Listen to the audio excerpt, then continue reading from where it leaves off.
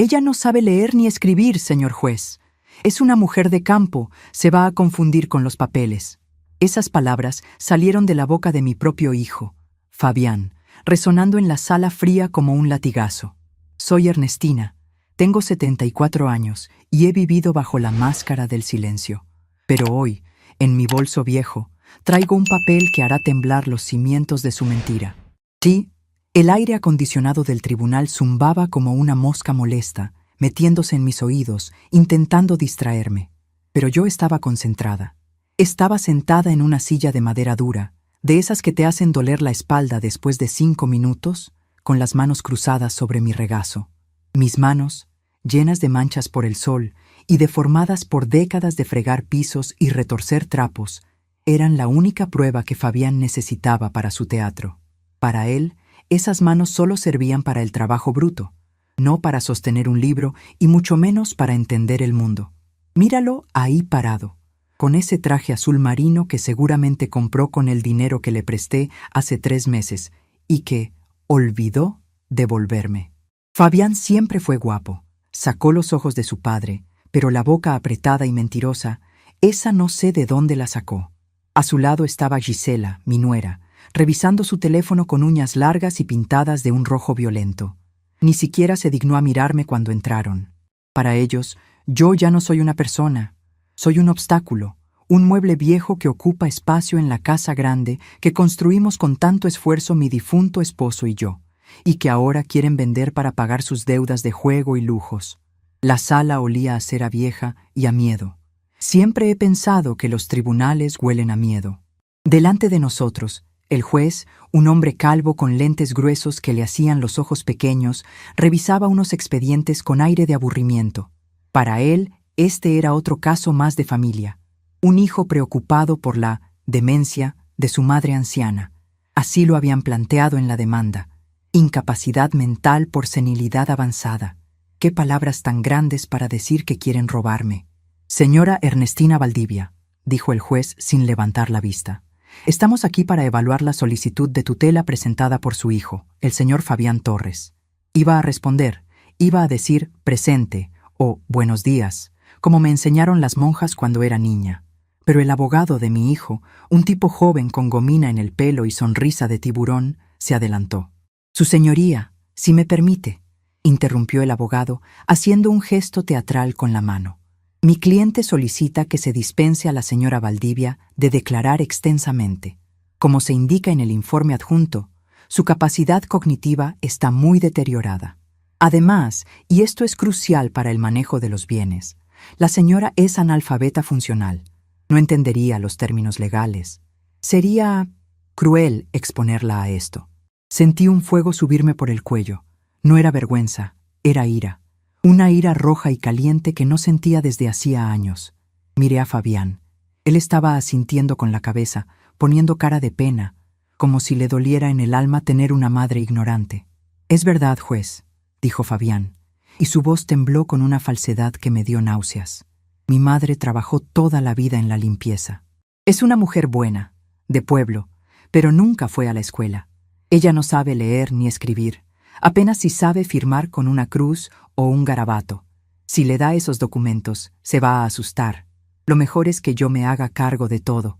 Por su bien. Por su bien. ¿Cuántas maldades se han hecho en la historia de la humanidad con esa frase? Me quedé inmóvil. Recordé el peso de los baldes de agua, el olor a lavandina que se me impregnaba en la piel hasta los huesos cuando trabajaba en la Universidad Nacional. Fabián tenía razón en una cosa. Trabajé limpiando. Fui la mujer invisible que pasaba la mopa por los pasillos de la Facultad de Filosofía y Letras a las 5 de la mañana y a las 10 de la noche. Lo que Fabián no sabía, lo que nunca se molestó en preguntar porque estaba demasiado ocupado, avergonzándose de mi delantal gris, era lo que yo hacía en mis horas de descanso, o lo que hacía con los libros que los estudiantes ricos tiraban a la basura porque tenían una hoja doblada. Nunca le conté. Al principio, porque no quería que se sintiera menos. Yo quería que él estudiara, que fuera alguien. Yo ahorraba cada centavo para sus libros, para sus uniformes, para esa universidad privada que él tanto quería porque la pública es de pobres, decía. ¡Qué ironía! Yo limpiaba la pública y me nutría de ella. Él iba a la privada y salió hueco. Cuando él se fue de casa, yo ya estaba sola. Su padre había muerto hacía 2 años. El silencio de la casa era insoportable, así que busqué ruido en las palabras. Me inscribí en el programa de educación para adultos de la misma universidad donde limpiaba. Las secretarias me miraban raro al principio. Doña Ernestina, ¿usted quiere estudiar? Sí, quería. Y vaya si estudié. Me comí los libros. Devoré la historia, la gramática, la literatura universal. Me gradué con honores a los 68 años. Pero no hice fiesta. No invité a nadie. ¿A quién iba a invitar? ¿A Fabián, que solo me llamaba para pedirme dinero? Guardé el título en un tubo de cartón, en el fondo del armario, detrás de las sábanas viejas. Era mi tesoro, mi secreto, mi orgullo privado. Y ahora ese secreto me quemaba en el bolso. El juez miró a Fabián y luego me miró a mí. Sus ojos detrás de los lentes gruesos mostraron un destello de lástima. Eso fue lo que más me dolió, la lástima. Me veía como una viejita indefensa, una campesina perdida en la gran ciudad, una mujer que necesitaba ser guiada como una oveja ciega. Señora Valdivia, dijo el juez, hablando despacio y con voz alta, como si yo fuera sorda además de tonta. ¿Entiende usted por qué estamos aquí? Su hijo dice que usted no puede administrar sus bienes, que la casa y los terrenos de la costa corren peligro, porque usted, porque usted no tiene la instrucción necesaria. Gisela soltó una risita nerviosa y se tapó la boca. Fabián le dio un codazo suave, pero yo lo vi. Se sentían ganadores. Ya se veían vendiendo mi casa, esa casa con el jardín de hortensias que tanto cuido, para comprarse un apartamento en un barrio de moda y un coche nuevo. Apreté mi bolso contra mi pecho. Dentro, mis dedos rozaron el cuero frío de mi estuche de anteojos y, junto a él, el papel doblado. No era el título original, ese estaba enmarcado ahora en mi mente, pero era una copia certificada y algo más, una carta. Una carta que escribí anoche, con mi pluma fuente de plata, esa que me regaló el decano cuando me jubilé. Señor juez, dijo el abogado de nuevo impaciente, creo que es evidente. La señora no responde. Está desorientada. Solicito que se proceda a la firma de la tutela temporal inmediatamente. Mi cliente tiene prisa, tiene compromisos laborales. Un momento, dijo el juez, levantando la mano. Señora Ernestina, necesito que me conteste. ¿Es cierto lo que dice su hijo? ¿Usted no sabe leer? El silencio se hizo espeso en la sala. Podía escuchar el tic-tac de un reloj de pared que no veía por ninguna parte. Fabián me miraba fijamente, con los ojos entrecerrados, transmitiéndome una orden silenciosa. Cállate, vieja, no lo arruines, déjame tomar el control. Era la misma mirada que ponía cuando era niño y rompía algo, esperando que yo asumiera la culpa ante su padre. Y yo siempre lo hacía, siempre lo protegí. Pero esa mujer, la madre abnegada que se dejaba pisotear para que su hijo no se manchara los zapatos, se había quedado en la puerta del tribunal. Respiré hondo. El aire olía a injusticia, pero también olía a oportunidad. Fabián, dije. Mi voz salió un poco ronca, así que me aclaré la garganta y volví a empezar, esta vez con la firmeza de quien ha declamado poemas de Neruda en soledad. Fabián dice que no sé leer. El juez se reclinó en su silla, sorprendido por mi tono. No era el tono tembloroso de una anciana asustada. Era un tono sereno, medido. Así es, señora, dijo el juez. Él afirma que usted es analfabeta. Mi hijo olvida muchas cosas, su señoría. Continué, sin mirar a Fabián, manteniendo la vista fija en el juez. Olvida quién le pagó la carrera. Olvida quién le cuidó cuando tuvo hepatitis. Y sobre todo, olvida que las personas no somos estatuas. Cambiamos, crecemos, aunque tengamos el pelo blanco. Fabián se levantó de un salto. Señor juez, mi madre está desvariando. Empieza con sus historias del pasado. Es parte de la demencia. Se pone agresiva y confusa. Por favor, terminemos con esto.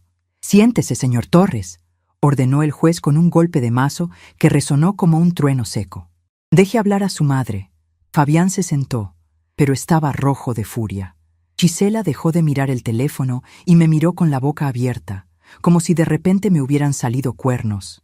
Yo seguí. sintiendo cómo cada palabra me devolvía un poco de la dignidad que me habían intentado arrancar esa mañana. Es curioso, señor juez. Se dice que la ignorancia es atrevida. Mi hijo cree que la sabiduría solo viene en envases caros y brillantes.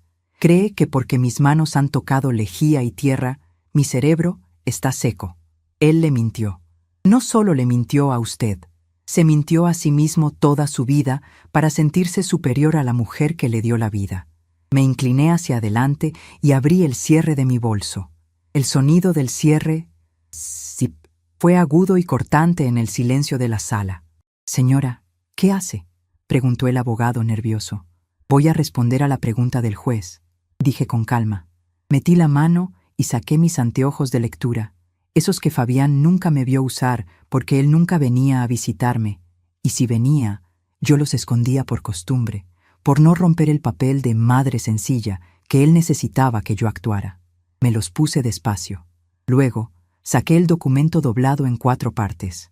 Era un papel pesado, de buena calidad. Lo desdoblé con cuidado, alisando los pliegues sobre la mesa de madera frente a mí. Mi hijo dice que no sé leer ni escribir, repetí, pasando la mano por el papel. Dice que firmaría cualquier cosa porque no entiendo. Levanté la vista y clavé mis ojos en los de Fabián. Por primera vez en la mañana, vi miedo real en su cara. No el miedo a perder dinero, sino el miedo a lo desconocido. Él no sabía quién era la mujer que tenía enfrente. Había convivido con una sombra y ahora la sombra se estaba iluminando. «Su señoría», dije, y mi voz llenó la sala con una dicción perfecta, pronunciando cada consonante, cada vocal con la precisión de una profesora. Me gustaría presentar esto como evidencia, no solo de mi capacidad mental, sino de la profunda deshonestidad de quien solicita mi tutela. El juez frunció el ceño, intrigado. Extendió la mano. «Acérquelo, por favor». Me levanté. Mis rodillas chasquearon un poco, pero me mantuve erguida como una columna. Caminé los 3 pasos que me separaban del estrado y le entregué el documento al juez. «¿Qué es esto?», preguntó el juez, ajustándose los lentes. «Léalo, por favor», le pedí. «Léalo en voz alta, para que mi hijo, que sí sabe leer pero parece que no sabe entender, escuche bien». El juez tomó el papel. Hubo un segundo de silencio mientras sus ojos recorrían las líneas impresas y los sellos oficiales. Sus cejas se levantaron, casi hasta tocar su línea de cabello. Miró el papel, me miró a mí y volvió a mirar el papel. Una sonrisa pequeña, casi imperceptible, asomó en la comisura de sus labios. El abogado de Fabián se removió incómodo en su silla. Fabián estaba pálido, con las manos apretadas en puños blancos sobre la mesa. «¿Qué pasa? ¿Qué es ese papel?», preguntó Fabián, con la voz estrangulada. El juez se aclaró la garganta, adoptando un tono solemne. «Este documento», comenzó el juez, «es un título oficial expedido por la Universidad Nacional». Fabián soltó una risa nerviosa, incrédula.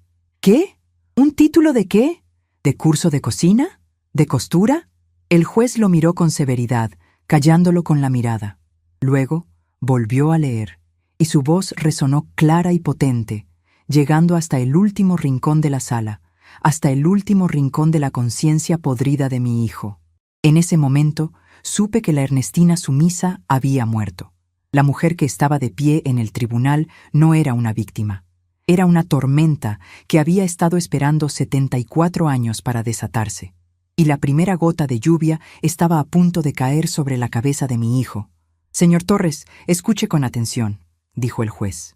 «El documento certifica que la señora Ernestina Valdivia ha completado los estudios correspondientes y se le otorga el título de...». El juez hizo una pausa dramática, y yo sentí cómo mi corazón latía fuerte, no de miedo, sino de triunfo. El momento había llegado. Licenciada en Letras Hispánicas, con especialización en Literatura del Siglo de Oro, graduada con honores, summa cum laude. La voz del juez retumbó en las paredes de madera, rebotando contra el techo alto y cayendo como plomo derretido sobre la nuca de mi hijo. «¿Qué?», fue lo único que Fabián pudo articular. Su boca se movía como la de un pez fuera del agua, buscando aire, buscando una explicación lógica que encajara en su pequeño mundo de prejuicios. «Aquí está el sello de la rectoría, la firma del ministro de Educación y la fecha», De hace apenas 6 años, continuó el juez, bajando el papel lentamente. Señora Valdivia, debo decir que es impresionante. Gisela, mi nuera, dejó caer el teléfono sobre su regazo. El ruido sordo del aparato golpeando sus piernas huesudas fue el único sonido que compitió con mi respiración tranquila. Me sentía ligera, como si me hubiera quitado un abrigo mojado que llevé puesto durante décadas. Es falso, masculló Fabián, poniéndose de pie de nuevo, con las venas del cuello hinchadas. Es una falsificación. Seguramente pagó a alguien en el mercado negro. Señor juez, mi madre apenas sabe sumar el cambio del supermercado. Esto es una estafa procesal. El juez se quitó los lentes y se frotó el puente de la nariz. Ya no había lástima en su mirada cuando se dirigió a mí, sino un respeto cauteloso, casi reverencial. Luego miró a Fabián con la frialdad de un verdugo. Señor Torres, dijo el magistrado con voz gélida, acusar de falsificación de documentos públicos sin pruebas es un delito grave. Y acusar a una mujer que acaba de presentar una credencial académica superior a la que usted probablemente posee es, además de temerario, patético. La solicitud de interdicción por incapacidad mental queda desestimada de inmediato. Señora Valdivia, usted es libre de disponer de sus bienes y de su vida como le plazca. Se levanta la sesión. El golpe del mazo fue el punto final de una oración que había durado demasiado tiempo. Me levanté sin mirar a mi hijo. Recogí mis cosas con calma, el estuche de los lentes, el pañuelo bordado y mi título, que volví a doblar con la delicadeza con la que se trata a un recién nacido. Caminé hacia la salida. Sentí una mano sudorosa agarrarme del brazo justo antes de cruzar la puerta doble. Mamá, espera. Era Fabián. Su tono había cambiado. Ya no era el dueño del mundo. Era el niño que acaba de romper el jarrón favorito de la abuela. No sabía... ¿por qué no me dijiste? Esto fue un malentendido. Gisela y yo solo queríamos protegerte. Me solté de su agarre con un movimiento seco. Me acomodé la chaqueta de lana, esa que me tejí yo misma el invierno pasado, punto por punto, mientras él gastaba mi pensión en apuestas deportivas. Lo que tú querías, Fabián, era enterrarme antes de tiempo, le dije, mirándolo a los ojos, notando por primera vez las patas de gallo que le surcaban el rostro. Estaba envejeciendo y lo estaba haciendo con amargura. Y sobre leer, te recomiendo que leas El Rey Lear. Quizás aprendas algo sobre hijos ingratos antes de que sea tarde. Lo dejé ahí, plantado en el pasillo del tribunal, con la boca abierta y las manos vacías. Salí a la calle y el sol del mediodía me golpeó en la cara. Nunca el smog de la ciudad me había parecido tan dulce. No tomé el autobús de regreso. Hice algo que no había hecho en años. Levanté la mano y paré un taxi. A la colonia Los Álamos, por favor, le dije al chofer. Me recosté en el asiento trasero y cerré los ojos. La adrenalina empezaba a bajar y en su lugar llegaba una claridad mental afilada como un cuchillo de carnicero. Durante el trayecto evalué mis recursos, no los económicos, que sabía que estaban mermados por las rapiñas constantes de Fabián, sino mis recursos internos. Durante años había aceptado mi papel de la viejita. Es una trampa cómoda. Cuando eres vieja, te vuelves invisible. La gente habla delante de ti como si fueras un mueble. En la universidad, cuando limpiaba los pizarrones llenos de tiza con fórmulas y conjugaciones, los catedráticos discutían sus problemas maritales, sus intrigas políticas y sus miedos más profundos sin percatarse de que la señora de la limpieza estaba ahí, absorbiendo cada palabra. Aprendí mucho más que literatura en esos pasillos. Aprendí sobre la naturaleza humana. Aprendí que el que grita suele tener miedo y que el que calla suele estar observando. Yo había callado durante 74 años. Al llegar a casa, la vi con otros ojos. Era una construcción sólida de los años 60, con fachada de piedra y un jardín delantero donde mis hortensias azules peleaban contra la mala hierba que Fabián prometió cortar y nunca cortó. Esa casa era mi patrimonio, el sudor de mi esposo Rogelio, cada ladrillo pagado con horas extras y espaldas dobladas. Entré y el silencio me recibió. Pero ya no era un silencio opresivo. Era el silencio de una biblioteca antes de abrir sus puertas. Fui directo a mi habitación. Cerré la puerta con pasador, Otra costumbre que adquirí cuando Gisela empezó a visitarme y a revisar mis cajones buscando joyas. Y me senté frente a mi viejo escritorio de roble. Abrí el cajón inferior, el que tiene el fondo falso que Rogelio me construyó años atrás para guardar los ahorros de emergencia. Allí, envuelto en una franela roja, estaba mi verdadero cetro de poder. No era dinero, ni joyas. Era una colección de plumas estilográficas antiguas que fui rescatando de la basura o comprando en mercadillos de antigüedades con mis propinas. Las restauraba yo misma. Aprendí viendo tutoriales en las computadoras de la biblioteca cuando los estudiantes se iban a almorzar. Saqué mi favorita, una Parker de los años 50, color verde esmeralda con el plumín de oro. Pesaba en mi mano. Era fría y sólida. La cargué con tinta negra, un ritual que siempre me calmaba. El olor a tinta fresca es, para mí, el olor de la posibilidad. Saqué un cuaderno de contabilidad, uno de esos de tapa dura y hojas cuadriculadas que venden en la papelería de la esquina. Fabián pensaba que yo usaba estos cuadernos para anotar recetas de cocina o números de teléfono de mis amigas de la iglesia. Lo abrí. Las páginas estaban llenas de números, fechas y observaciones escritas con mi caligrafía impecable, redonda y firme. 12 de marzo. Fabián solicita 5,000 para reparación del coche. Nota: el coche no tiene averías visibles. Lo vi conduciendo al día siguiente sin problemas. 04 de abril. Retiro de mi tarjeta de débito por $2,500 en una licorería. Fabián dice que fue un error del banco. 20 de mayo. Gisela se lleva el juego de té de plata de la abuela para limpiarlo. Nunca regresó. Pasé las páginas. Era una crónica detallada del desfalco. No era senilidad, era espionaje. Yo sabía exactamente cuánto me habían robado, peso por peso, mentira por mentira. Había dejado que sucediera, en parte por culpa, en parte por ese amor ciego de madre que espera que el hijo cambie, que se dé cuenta, que madure. Pero la escena en el tribunal había roto ese cristal. Al intentar declararme incapaz, Fabián había cruzado una línea sagrada. No solo quería mi dinero, quería anular mi existencia. Quería borrar mi mente para justificar su codicia. Tomé la pluma y escribí la fecha de hoy en una hoja nueva. Hoy, mi hijo murió, y nació un extraño con su cara. La tinta negra brillaba sobre el papel blanco, definitiva y cruel. Me quedé mirando la frase. Era dura, sí, pero necesaria. Tenía que separar a mi bebé del hombre de 40 años que intentó destruirme hoy.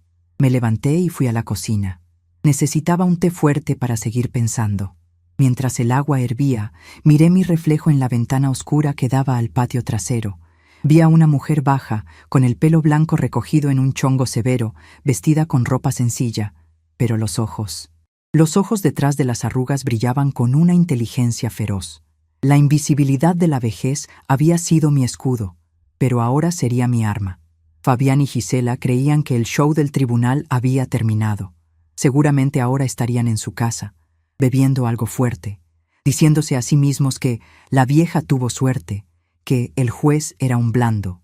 Pensarían que volvería a ser la misma madre dócil mañana, que les perdonaría como siempre les perdoné todo. No tenían idea. Regresé al escritorio con mi taza humeante. Era hora de trazar el plan. No podía echarlos de mi vida de golpe. Legalmente era complicado y, emocionalmente, sabía que sería una guerra de desgaste. Si los confrontaba directamente con gritos, ellos jugarían la carta de la víctima. Dirían que soy agresiva, que el juez se equivocó. No, mi estrategia tenía que ser sutil, tenía que ser académica. Recordé mis clases de semiótica, el signo y el significado. Ellos veían el signo madre anciana y le daban el significado debilidad. Yo tenía que cambiar el significado sin cambiar el signo, al menos no todavía. Tomé la pluma de nuevo y empecé a trazar un diagrama en el papel. En el centro escribí: la casa. De ahí salían flechas. Finanzas. Legado. Deudas de Fabián. La incapacidad. Sabía que Fabián tenía deudas de juego. Lo había escuchado discutir por teléfono en el jardín, pensando que yo estaba sorda frente al televisor. Mencionó a un tal el Turco. Gente peligrosa. Si Fabián estaba desesperado por vender mi casa, era porque el agua ya le llegaba al cuello. Si yo simplemente me negaba a vender, él se volvería más agresivo, quizás violento. Si le daba el dinero, nunca pararía. Tenía que cortar la fuente, pero también tenía que protegerme físicamente. Miré hacia la estantería donde, camuflados detrás de unas cajas de zapatos viejos, guardaba mis libros de Derecho Romano y Código Civil. Nunca ejercí, claro, mi título era en letras, pero la curiosidad es un vicio que no respeta disciplinas. Durante mis años en la universidad, me hice amiga de doña Martita, la secretaria del Archivo General. Ella me dejaba entrar a leer expedientes viejos cuando terminaba de trapear. «El conocimiento es poder, Ernestina», me decía ella mientras compartíamos un sándwich de jamón. «¿Qué razón tenías, Martita?» Empecé a redactar una lista de acciones. 1. Auditoría total. Mañana iría al banco.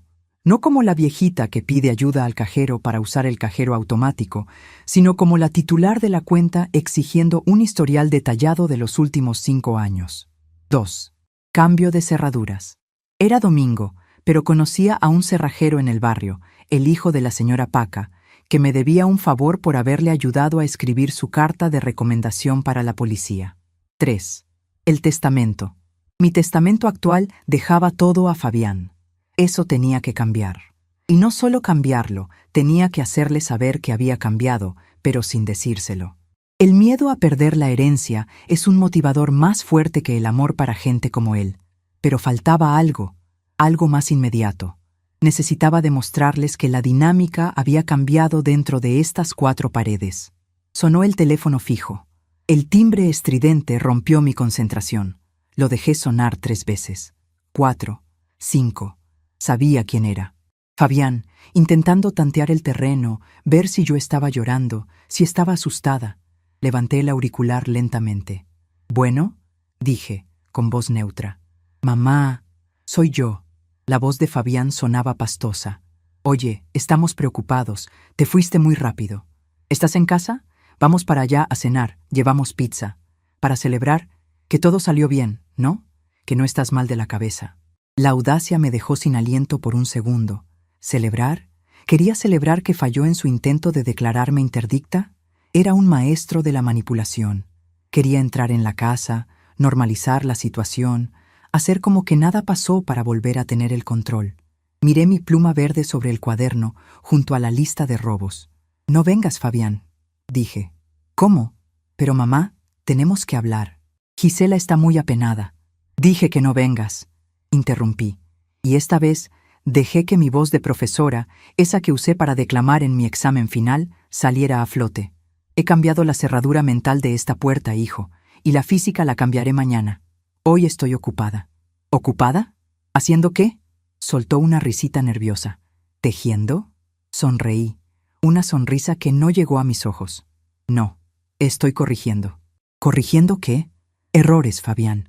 Estoy corrigiendo errores acumulados durante 40 años, y me temo que tú eres el error más grande de mi cálculo». Colgué el teléfono antes de que pudiera responder. Me sentí temblar, pero no era miedo. Era la vibración de una maquinaria vieja que se pone en marcha después de décadas de óxido. Mis manos, esas manos deformadas por el trapo y la lejía, tomaron la pluma con firmeza. Miré la pared frente a mí, donde antes colgaba una foto de Fabián en su graduación de preescolar. La quité. En el clavo desnudo, colgué mentalmente mi título universitario. Era hora de la cena. No iba a esperar pizza fría traída por traidores. Me prepararía un banquete. Abrí la nevera, saqué huevos, queso, verduras.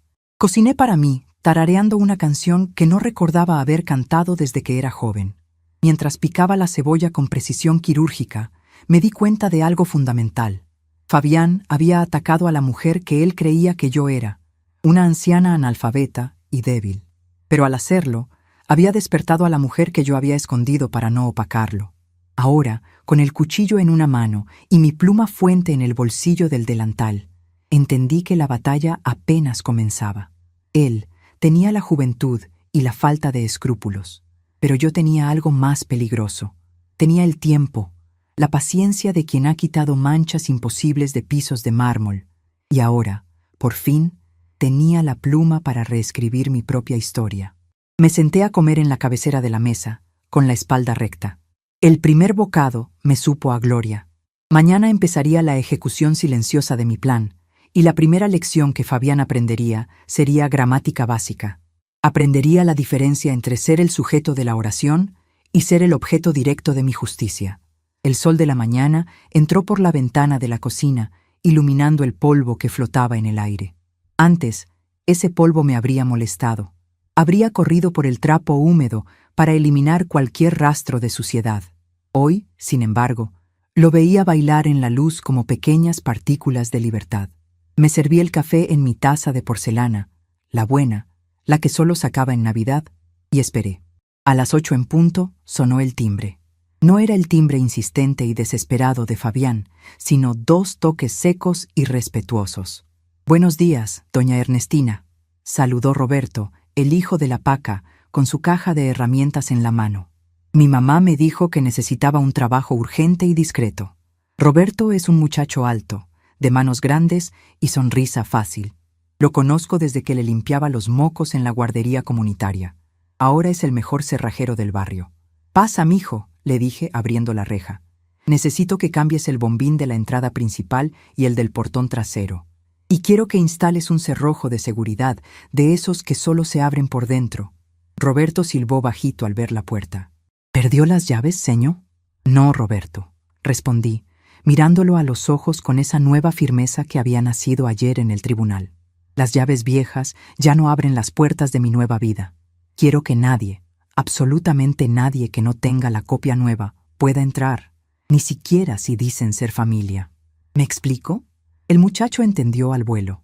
En el barrio, las cosas se saben antes de que ocurran. Seguramente Paca ya le había contado los chismes sobre Fabián y sus deudas. Mientras Roberto taladraba y martillaba, desmantelando el acceso que mi hijo creía tener asegurado por derecho de sangre, yo me preparé para mi segunda batalla, el banco. Me vestí con cuidado. Nada de batas de casa ni vestidos florales desgastados.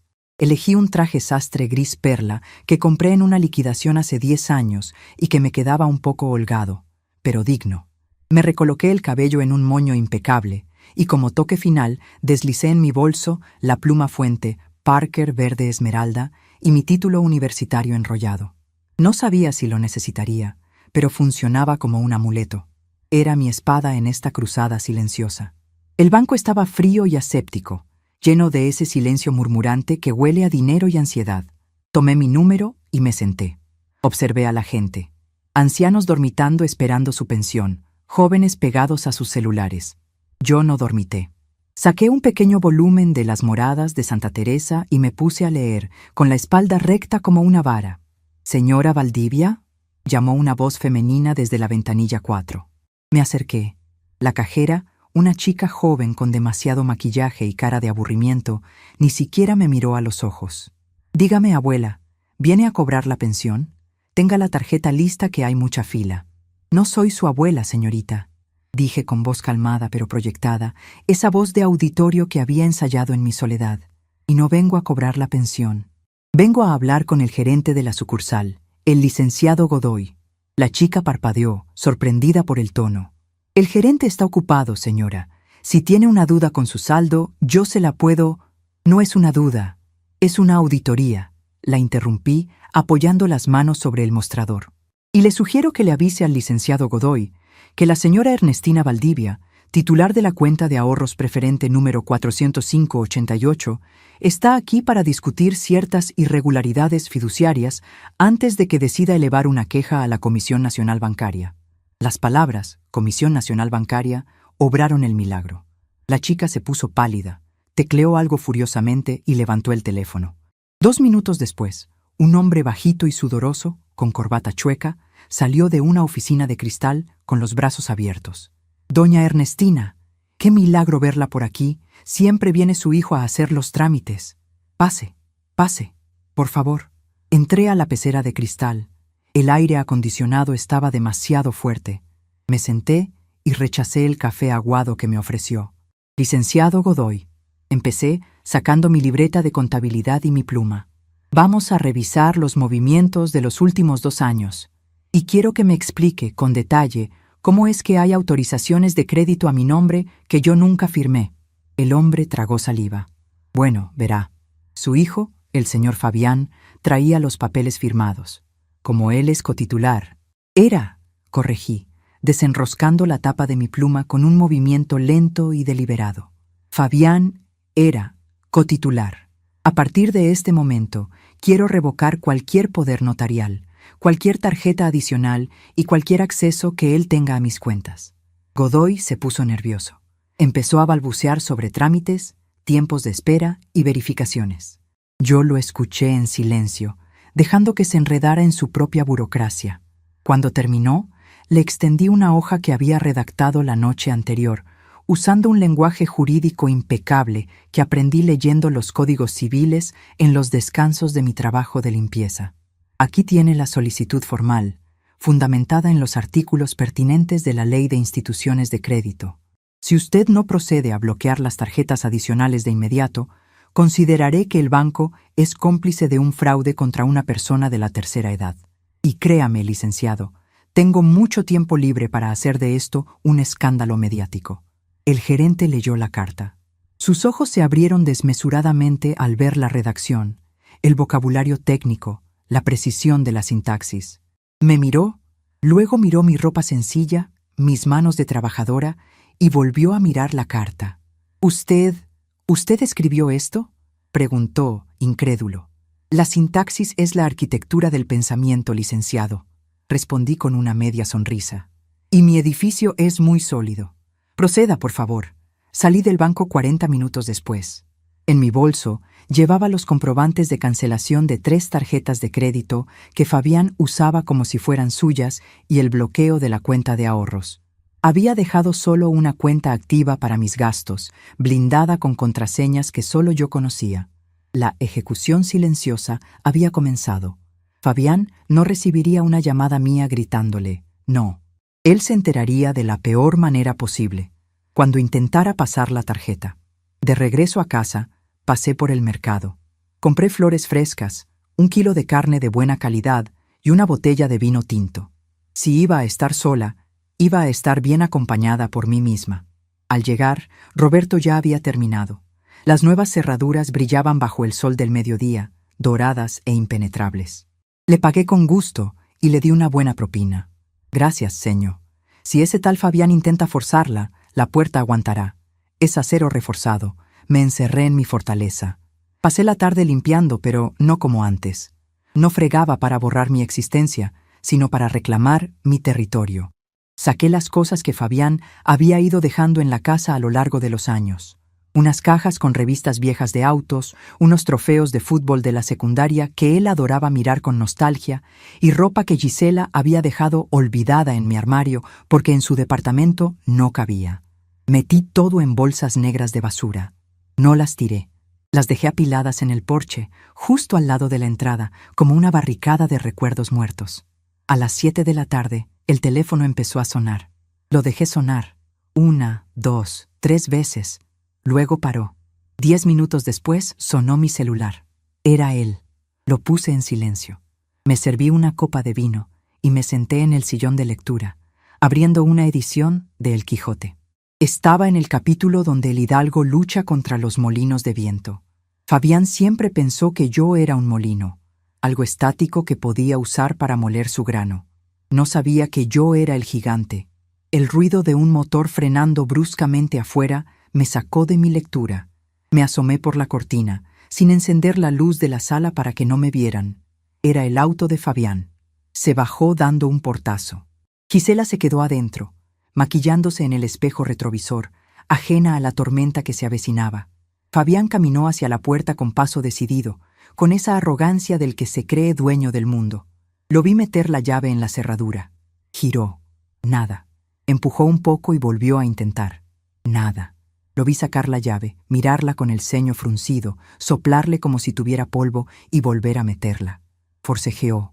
La frustración empezó a tensar sus hombros. «¡Mamá!», gritó, golpeando la madera con la palma de la mano. «¡Mamá, abre! La llave no sirve». Yo permanecí inmóvil en la penumbra de la sala, con mi copa de vino en la mano, observando la escena como quien mira una obra de teatro. «¡Ernestina!». Ya no era mamá, ahora era Ernestina. El respeto se le caía cuando la comodidad desaparecía. «Sé que estás ahí. Abre la maldita puerta». Gisela bajó la ventanilla del auto. «¿Qué pasa, Fabi?», preguntó con su voz chillona. «No abre. La vieja cambió la chapa», bramó él, dándole una patada a la base de la puerta. Ese golpe me dolió, no físicamente, sino en el alma de la casa. Decidí que era momento de la confrontación indirecta. No abriría la puerta, pero haría acto de presencia. Encendí la luz del porche desde el interruptor interior. Fabián parpadeó, deslumbrado por el foco repentino. Luego me acerqué a la ventana lateral, la que tenía rejas de hierro forjado, y abrí el cristal apenas unos centímetros. «Buenas noches, Fabián», dije. Mi voz sonó tranquila, contrastando con su respiración agitada. «Mamá, ¿qué te pasa? ¿Por qué cambiaste la cerradura?» «Tengo que entrar. Dejé unos papeles importantes en el escritorio del abuelo». Mentira. No había papeles. Solo buscaba la chequera que solía guardar ahí. «No hay papeles tuyos aquí, hijo», respondí. «Lo único tuyo que queda en esta casa está en esas bolsas negras que tienes a tus pies». Fabián bajó la mirada y vio las bolsas de basura. Pateó una y se abrió, derramando sus viejas revistas deportivas sobre el felpudo. «¿Estás loca?», gritó, acercándose a la ventana. «Gisela tenía razón, la demencia te está pegando fuerte. Ábreme ahora mismo o tiro la puerta. Si tocas esa puerta una vez más, llamaré a la patrulla», le advertí, y él se detuvo en seco. Sabía que yo conocía a medio cuerpo policial del barrio por mis años de líder vecinal, aunque él siempre se burlara de esas juntitas de viejas. «Y sobre los papeles, te sugiero que revises tu correo electrónico. El banco te ha enviado algunas notificaciones interesantes». Fabián palideció bajo la luz amarilla del porche. «¿El banco? ¿Qué hiciste?» «Hice lo que un tutor responsable haría», dije saboreando la ironía. «Protegí el patrimonio de una persona vulnerable de los depredadores. Las tarjetas están canceladas, Fabián, los poderes revocados, y la cuenta mancomunada, bueno, digamos que ahora es unipersonal». «No puedes hacerme esto», chilló, y su voz se quebró en un gallo ridículo. «Tengo deudas. El turco me va a matar si no le pago mañana. Necesito sacar dinero hoy». Ahí estaba. La verdad salía a flote como aceite en el agua. El turco. Mis sospechas confirmadas. No era una inversión, no era un negocio, eran deudas de juego y préstamos turbios. Sentí una punzada de miedo por él. El instinto materno queriendo correr, abrir la puerta, darle el dinero y salvarlo. Mis manos temblaron y casi solté la copa. «¡Es mi hijo!», gritaba una parte de mí. «Es tu verdugo», respondía la otra, la que tenía un título universitario y cicatrices en las rodillas. Respiré hondo. Si lo salvaba ahora, lo condenaba para siempre, y me condenaba a mí a la miseria. «Ese es un problema que tendrás que resolver con tu inteligencia, Fabián», dije, endureciendo mi corazón como si fuera una mancha difícil de sacar. «Tienes 2 brazos, 2 piernas y supuestamente una educación privada que me costó 20 años de fregar inodoros. Úsala». «Mamá, por favor», empezó a llorar, o al menos a fingir que lloraba, pegando la cara a los barrotes de la ventana. «Son peligrosos. Solo necesito 50,000 pesos. Te los devuelvo el mes que viene». «No», dije, la palabra más corta y más difícil del idioma. «Vete, Fabián. Lévate tu basura. Y no vuelvas hasta que hayas aprendido a leer». «¿A leer qué?», gritó con desesperación. «A leer la realidad», sentencié. Cerré la ventana y corrí la cortina pesada de terciopelo. Escuché cómo golpeaba el cristal, cómo insultaba, cómo Gisela salía del auto gritando improperios que ninguna dama debería conocer. Me quedé de pie, en medio de la sala, con el corazón latiéndome en la garganta como un pájaro atrapado. Esperé 5, 10, 15 minutos. Finalmente, escuché el motor arrancar y alejarse chirriando llantas. El silencio volvió a la casa, pero ahora era diferente. No era un silencio de paz, era el silencio de un campo de batalla después del primer cañonazo. Me dejé caer en el sillón. Estaba agotada. Mis manos viejas dolían por la tensión, pero entonces miré hacia la mesa de centro. Allí estaba mi cuaderno de cuentas. Lo tomé y con mi pluma verde escribí una nueva entrada bajo la fecha de hoy. Día 1 de la independencia. Costo, 1 hijo. Ganancia, mi dignidad. Saldo, a favor. Sabía que esto no había terminado. El turco era una amenaza real, y la desesperación de Fabián lo haría peligroso. Gisela no se quedaría de brazos cruzados. Ella era la que movía los hilos de la ambición de mi hijo. Seguramente intentarían algo legal o algo ilegal. Tenía que estar preparada. Mañana no sería día de limpieza. Mañana sería día de investigación. Tenía que averiguar quién era ese tal turco y si había alguna forma legal de blindar la casa para que, incluso si yo moría, ellos no pudieran tocarla para pagar sus vicios. Me terminé el vino de un trago. El sabor a uva y madera me calentó el pecho. Muy bien, Ernestina, me dije a mí misma en voz alta. Ya lloraste por el niño que fue. Ahora pelea contra el hombre que es. Apagué la luz y me fui a dormir, con el título universitario velando mis sueños desde la mesita de noche, y la certeza de que, por primera vez en mi vida, yo llevaba el timón de mi propio barco. 3 días. Ese fue el tiempo exacto que tardó el hambre en vencer al orgullo. Durante 72 horas, mi casa fue un búnker silencioso y perfumado con el aroma del café recién colado y la cera para madera. Desde mi ventana, protegida por las cortinas de encaje que tejí hace 20 años, veía el coche de Fabián y Gisela aparcado en la acera de enfrente. Dormían allí, como 2 perros callejeros que esperan que el carnicero se apiade y tire un hueso. De vez en cuando, Gisela salía, se alisaba la falda arrugada y miraba hacia mi puerta con una mezcla de odio y desesperación. Fabián, en cambio, apenas se movía del asiento del conductor. Tenía la cabeza apoyada en el volante, derrotado por su propia ineptitud. El teléfono había dejado de sonar. Ya no había gritos ni amenazas. El silencio del exterior era más pesado que el ruido, porque anunciaba la tormenta final. Sabía que el plazo de El Turco se vencía hoy. Me levanté temprano, me bañé con agua fría para tensar los nervios y me vestí. No elegí ropa de casa. Me puse una blusa blanca de cuello alto, almidonada, y una falda negra recta. Me coloqué un broche de camafeo en el cuello, el único que no me habían robado porque lo guardaba dentro de una caja de té vacía en la despensa. Me recogí el pelo blanco en un rodete severo y me miré al espejo. Ernestina Valdivia, licenciada en letras, murmuré a mi reflejo. Hoy no vas a limpiar mugre. Hoy vas a limpiar conciencias. Salí de la casa a las 9 en punto. Al abrir la puerta blindada, el sonido metálico de los cerrojos hizo que Fabián levantara la cabeza de golpe dentro del coche. Salió a trompicones, con la camisa manchada y la barba de 3 días sombreándole el rostro, dándole un aspecto de náufrago urbano. ¡Mamá!, gritó, corriendo hacia la reja, pero deteniéndose en seco al ver que yo no tenía intención de abrirla. «Mamá, por Dios, tienes que ayudarnos. No hemos comido caliente en 2 días. Gisela está enferma del estómago». Gisela bajó del auto, arrastrando los pies. Ya no había altanería en su postura, solo cansancio y miedo. «Doña Ernestina», empezó ella con la voz quebrada. «Por favor, solo queremos entrar al baño». Los miré desde el otro lado de los barrotes negros. Me sentí como la directora de un colegio observando a 2 alumnos expulsados. «Hay baños públicos en la gasolinera de la esquina», dije con frialdad. «¿Y sobre la comida? Recuerdo que cuando yo enfermé de neumonía el año pasado, tú, Gisela, dijiste que el ayuno es bueno para purificar el cuerpo. Aplícate tu propia medicina». Fabián agarró los barrotes con desesperación.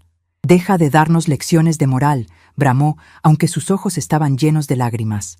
«El turco me llamó hace 1 hora. Dijo que si no tengo el dinero para el mediodía, vendrá por la casa. Dice que tiene un pagaré firmado donde puse la propiedad como aval. Van a venir a sacarte a patadas, mamá. Entiende». Ahí estaba la confesión completa. Había hipotecado mi techo, mi historia, mis hortensias, todo por una mesa de póker.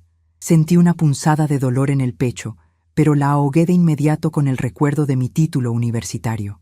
La emoción nubla el juicio, la razón lo afila. «Nadie me va a sacar de aquí, Fabián», respondí, ajustándome los lentes, «porque yo no firmé nada». «Pero yo falsifiqué tu firma», gritó, tapándose la boca inmediatamente después, dándose cuenta del error garrafal que acababa de cometer. Sonreí. Una sonrisa pequeña, gélida. «Gracias por confesarlo frente a testigos, hijo». Señalé con la cabeza hacia la señora Paca, que barría la acera de al lado y había dejado de barrer para escuchar mejor. «Pero no te preocupes por el turco. Voy a verlo ahora mismo. ¿Qué? Fabián abrió los ojos desmesuradamente. ¡Te va a matar! Es un criminal, mamá. No es un profesor de la universidad con el que puedas debatir. La criminalidad, Fabián, también tiene sus códigos. Y tú has roto el más importante. Nunca apuestes lo que no es tuyo. Abrí el portón eléctrico con el control remoto, saqué mi viejo sedán, ese que Fabián decía que estaba descompuesto para que yo no lo usara, pero que Roberto arregló ayer en una hora, y salí a la calle. Los dejé ahí, pasmados en la acera, viendo cómo la viejita inútil se dirigía a la boca del lobo. El negocio de El Turco no estaba en un callejón oscuro, sino en la parte trasera de una casa de empeño en el centro, detrás de una cortina de cuentas de plástico que tintineaban al pasar. El lugar olía a tabaco rancio y a desesperanza. Entré con paso firme, aferrando mi bolso donde llevaba mi pluma fuente y una carpeta de cuero. Dos hombres enormes, con los brazos cruzados y cara de pocos amigos, me cerraron el paso. «Señora, se equivocó de lugar. Aquí no vendemos rosarios», dijo uno de ellos, burlándose. «Busco al señor Yamil Salgado», dije, usando mi voz de declamadora, proyectando el sonido desde el diafragma para que resonara en el local. «Díganle que la licenciada Valdivia está aquí para discutir el asunto del embargo de la propiedad en Los Álamos». Los gorilas se miraron. La palabra licenciada y el tono autoritario los descolocaron. Uno de ellos entró a una oficina al fondo. Salió un minuto después y me hizo un gesto para que pasara. Yamil, el Turco. Salgado era un hombre de unos 50 años, calvo, con anillos de oro en 3 dedos y una mirada inteligente y depredadora. Estaba sentado detrás de un escritorio lleno de papeles desordenados. «¿Licenciada Valdivia?», preguntó, mirándome de arriba abajo con escepticismo. Fabián no me dijo que tenía abogada, y menos una que parece mi tía abuela. No me senté. Me quedé de pie frente a su escritorio, ocupando mi espacio. «No soy su abogada, señor Salgado. Soy su madre. Y también soy la única y legítima propietaria de la casa que ese imbécil le prometió». El Turco soltó una carcajada seca.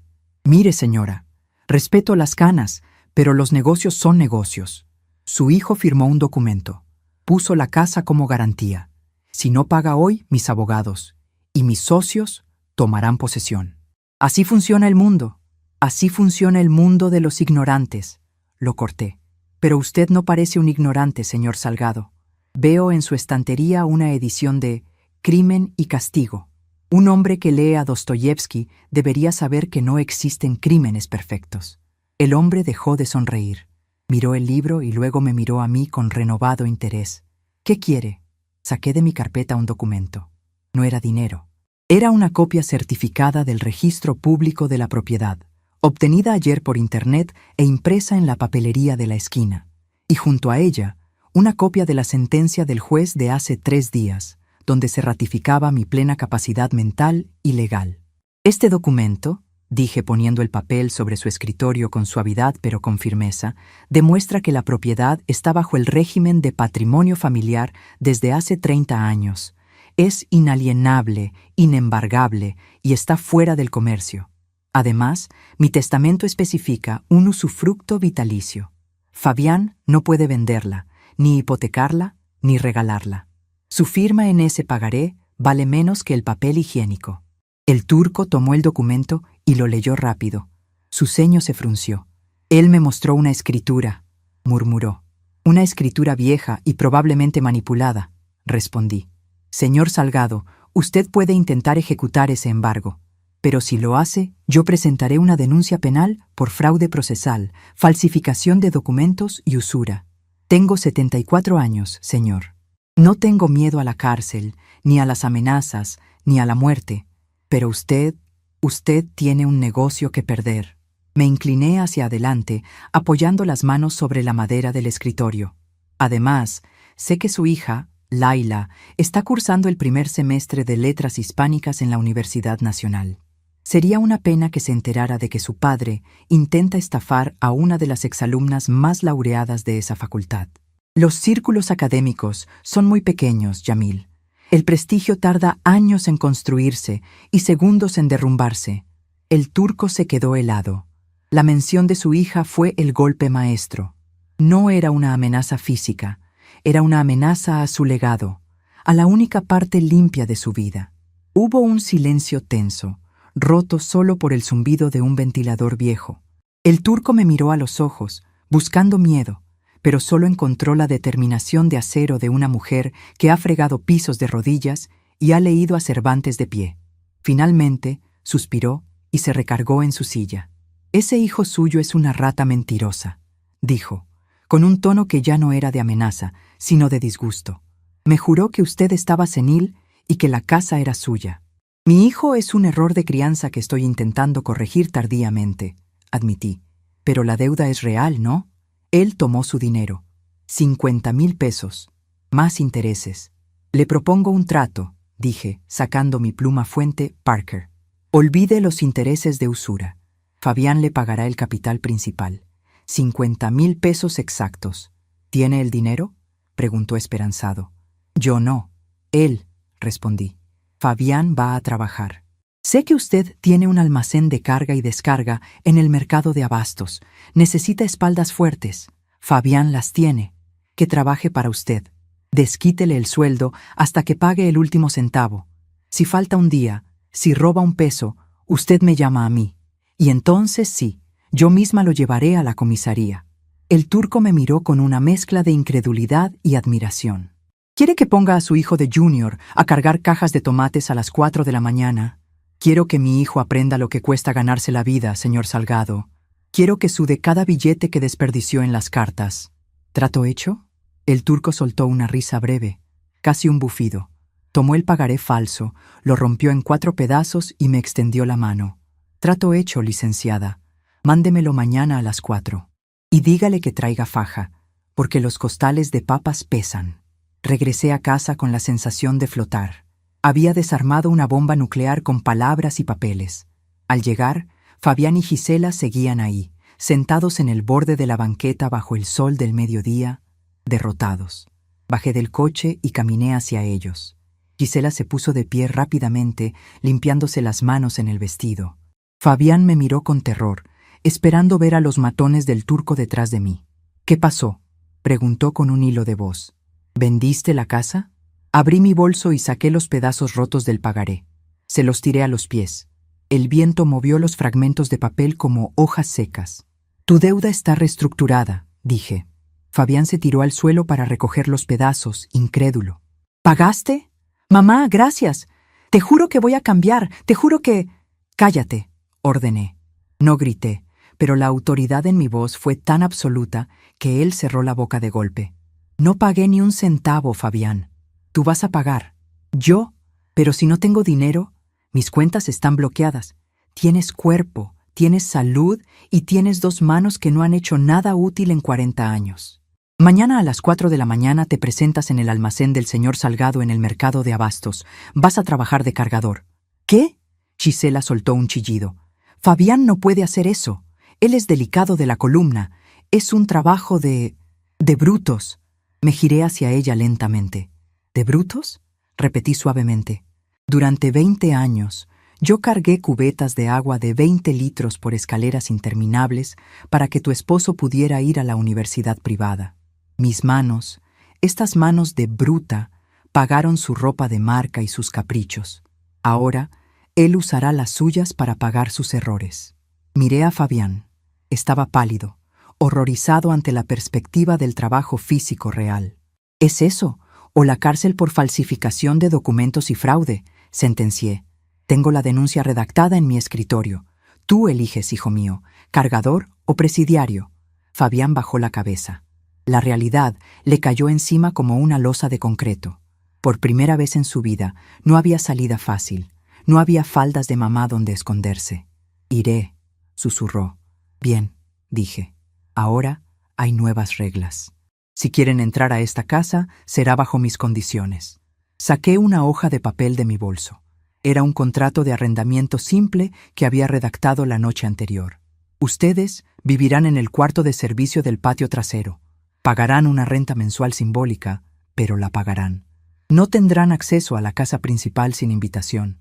Se cocinarán su propia comida y lavarán su propia ropa. Y tú, Gisela.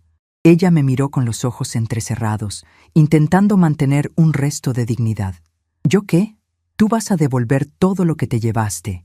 El juego de té, los aretes de perlas, hasta el último mantel bordado. Si mañana al mediodía no están mis cosas en esta mesa, cambio la cerradura del cuarto de servicio y te vas a la calle. ¿Entendido? Gisela apretó los labios hasta que se pusieron blancos, pero asintió. Sabía que yo tenía el poder. Sabía que la viejita tonta había desaparecido y en su lugar había una matriarca implacable. Abrí la reja y entré a mi jardín. Me detuve frente a mis hortensias, arranqué una hoja seca y me volví hacia ellos una última vez. «Ah, y una cosa más», dije, acariciando los pétalos azules. «En esta casa se acabó la televisión basura. Si quieren conversar conmigo, tendrán que leer. Cada domingo discutiremos un libro. Empezaremos con Edipo Rey. Creo que tienen mucho que aprender sobre tragedias familiares y ceguera». Entré a mi casa y cerré la puerta. El chasquido del cerrojo sonó como un disparo, pero esta vez no era un disparo de guerra. Era el sonido de la victoria. Me acerqué a la ventana y miré hacia afuera. Fabián estaba ayudando a Gisela a sacar unas maletas del coche para llevarlas al cuarto del fondo. Caminaba encorvado, no por el peso de la maleta, sino por el peso de la realidad. Me fui a mi escritorio, tomé mi pluma verde y abrí el cuaderno de notas. Escribí una sola frase, con mi letra redonda y perfecta. Capítulo 4. La letra con sangre entra, pero con trabajo se entiende. Dejé la pluma sobre la mesa y respiré hondo. El aire de la casa se sentía diferente. Ya no olía a miedo ni a naftalina, olía a tinta fresca y a justicia. Por primera vez en 74 años, yo no era la protagonista secundaria de la vida de mi hijo. Yo era la autora de mi propia novela, y acababa de escribir el giro argumental más importante de todos.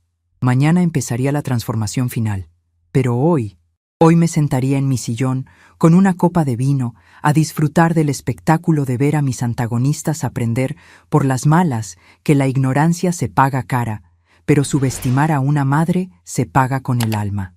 Han pasado 6 meses desde que el juez golpeó su mazo y mi vida, tal como la conocía, se hizo añicos para volverse a armar con una forma nueva, más sólida, como esos jarrones japoneses reparados con oro.